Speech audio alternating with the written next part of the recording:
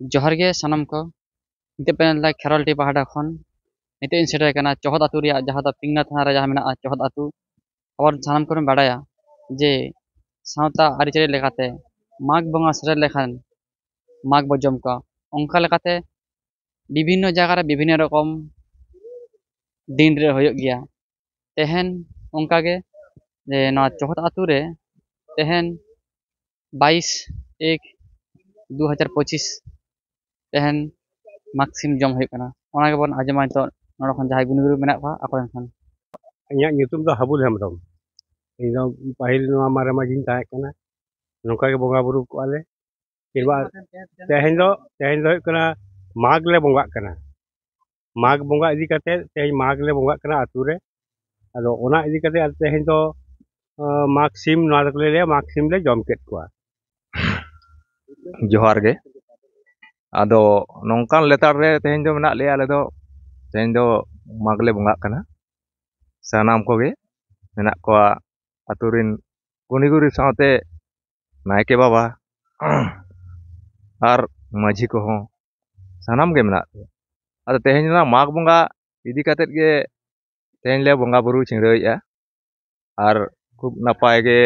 ले बंगा बुरु का आर आलेया नोआ जे माग बंगा रे मुचाद रलिन आसाया खूब नापाय तेगे हुयुग कना अलिन बैद्यनाथ हेम्ब्रम नायक बाबा इदी काते लिन लैया मिद बार कथा होय होय बंगा को दो को लेका अलिन तो नावा गेलिन बंगाया बाबा बंगा बाड़ा गया हे ओना दिगे बाबा तो लांगा इदी कानते अदो अलिन एम चाल हटो का लिन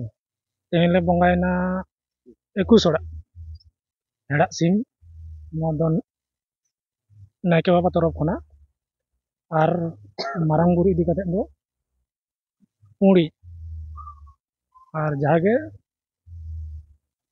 मोड़े को तुरी को उनी लगी दो आरागी तापरे पांता बुसक को मेना को तले और सीमा बंगा मिटिंग मेना मैं उन तो फरक ᱧᱚᱜ ᱨᱮᱜᱮ को बंगा कादी हेंदे आलिया इतुम हुयुग कना झुंटू हेम्ब्रम एखन 5-6 बछर लिन हुयुग कना माझी लिन तिगु का लिना को मोड़े होड़ा चे माग सिम गेले बंगा बोंगा वाले बोंगा कान के माझी वाले सब को नाय को ले सब को ना उनको माझी हो 5 बछर सान तले आदो जहां अजम वाले बोंगा कना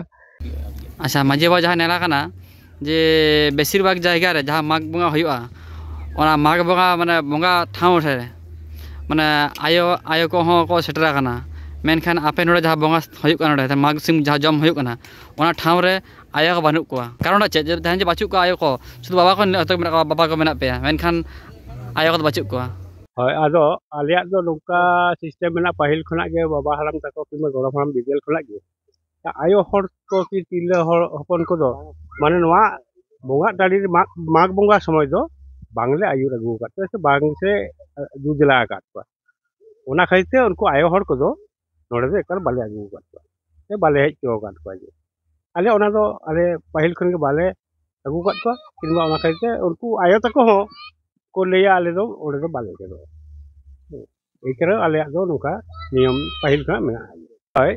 मेना ज्ञान आयो हर को हिजु या ठाव को दो किनबा नवा दो हरी उतर के अब दो जहां बन लेया बोंगा बुरु कना बन जतो हड़ा के अधिकार दे बेना तबना आयो हो बाबा हो जागे गिद्रा बिद्रा हो जतो हड़ा के बेना तबना हिजु रिया बेटे अधिकार दे बेना गया आदो अब दो बिचंग नियम पहिल खरा बन माना बाता अगु का जे जहां को आयो बाबा मुजे बाबा और गोड़म हराम को